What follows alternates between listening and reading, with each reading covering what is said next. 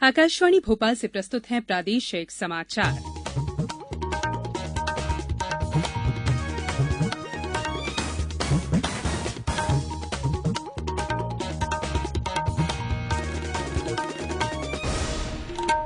नमस्कार, समाचारों के साथ मैं संयुक्ता बैनर्जी। मुख्यमंत्री शिवराज सिंह चौहान ने कहा है कि जनजातियों के वन उपज से संबंधित नैसर्गिक अधिकारों का पूरे राज्य में कड़ाई से पालन कराया जाएगा।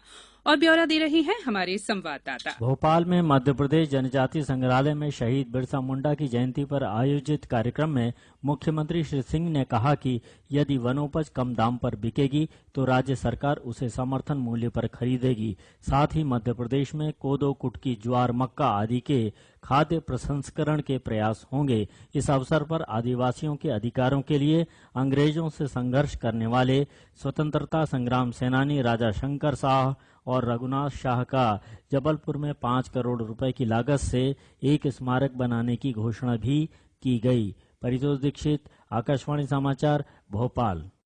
आज राष्ट्रीय प्रेस दिवस है। इसका आयोजन स्वतंत्र और उत्तरदायी प्रेस के प्रतीक के रूप में हर साल 16 नवंबर को किया जाता है। आज ही के दिन भारतीय प्रेस परिषद ने कार्य करना शुरू किया, जिसका गठन प्रेस के उच्च मानदंड बनाए रखने और उसे बाहरी पाबंदियों, दबावों और खतरों से बचाने के लिए नैतिकता के प्रहरी के रूप में किया गया था। सूचना और प्रसारण मंत्री प्रकाश जावड़ेकर ने कहा है कि प्रेस की स्वतंत्रता लोकतंत्र की आत्मा है। इस अवसर पर भारतीय प्रेस परिषद द्वारा आयोजित एक वेबिनार में श्री जावड़ेकर ने कहा कि प्रेस की आजादी पर हमला उचित नहीं है। उन्होंने कहा कि सरकार ने टेलीविजन दर्शकों की संख्या का अनुमान लगाने के लिए टीआरपी प्रणाली के बारे में एक समिति गठित की है, जो बहुत जल्द अपनी रिपोर्ट देगी। केंद्रीय गृह मंत्री अमित शाह और मुख्यमंत्री शिवराज सिंह चौहान ने भी राष्ट्रीय प्रेस दिवस के अवसर पर पत्रकारों को बधाई दी है। देश में कोविड-19 से ठीक होने वालों की दर बेहतर होकर 93.09% हो गई है। पिछले 24 घंटों में 42,000 से अधिक मरीज संक्रमण से मुक्त हुए। स्वास्थ्य मंत्रालय के अनुसार ठीक होने वालों की संख्या 82 लाख से अधिक हो गई है। उधर प्रदेश में पिछले 24 घंटों के दौरान कोरोना के 870 नए मामले सामने आए, जिन्हें मिलाकर अभी तक कुल संक्रमितों की संख्या 1,83,927 हो गई है। वहीं स्वस्थ होने वालों की संख्या 1,71,691 हो गई है। अब प्रदेश में 9,146 सक्रिय मामले रह गए हैं।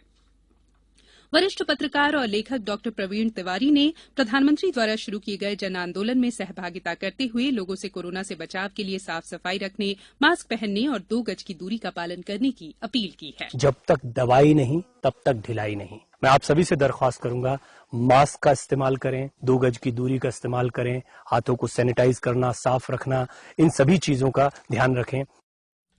देश भर में आज भाई दूज का पर्व मनाया जा रहा है। कार्तिक मास के शुक्ल पक्ष की द्वितीया तिथि को यह त्योहार मनाया जाता है। आज के दिन बहनें व्रत, पूजा, कथा आदि कर भाई की लंबी उम्र की कामना करती है। यह त्योहार रक्षाबंधन की तरह ही महत्व रखता है। सीहोर से हमारे संवाददाता ने बताया है कि भाई दूज के अवसर पर मुख्यमंत्री शिवराज सिंह चौहान सपत्नी अपने गृहग्राम जैत पहुंचे। इस दौरान विदिशा सांसद रमाकांत भार्गव भी मौजूद थे। उधर आगरमालवा जिले में भी 5 दिवसीय दीपावली पर्व का समापन आज भाई दूज के साथ हो रहा है। खंडवा, धार सहित विभिन्न जिलों में भाई दूज का पर्व उत्साह के साथ मनाया जा रहा है। अब बात मौसम की। पश्चिमी विक्षोभ के जम्मू कश्मीर पहुंचने और झारखंड में प्रति चक्रवात के सक्रिय रहने से हवाओं का रुख पूर्वी दक्षिण पूर्वी बना हुआ है। इसके असर से भोपाल समेत प्रदेश के 32 से ज्यादा जिलों में रात का तापमान सामान्य से 2 से 5 डिग्री तक ज्यादा बढ़ गया है। पिछले कुछ दिनों से रात में पड़ रही तेज ठंड कम हो गई है। आज सुबह से तीखी धूप खिली हुई है और सर्दी का एहसास कम हो रहा है। उधर श्योपुर, भिंड, मुरैना और ग्वालियर में कल रात कई जगह तेज बारिश हुई। मुरैना में ओले गिरने की भी खबर है। अब कुछ समाचार संक्षेप में। शिवपुरी में बच्चों के लिए काम करने वाली संस्था द्वारा चाइल्ड लाइन से दोस्ती सप्ताह की आज से शुरुआत हुई। रतलाम के लक्कड़पीठा क्षेत्र में कल रात लकड़ी के एक गोदाम में भीषण आग लग गई, जिस पर 14 दमकलों ने कड़ी मशक्कत के बाद काबू पाया। और अनूपपुर जिले के बिजुरी में आग लगने से खलिहान में रखी धान की फसल जलकर नष्ट हो गई।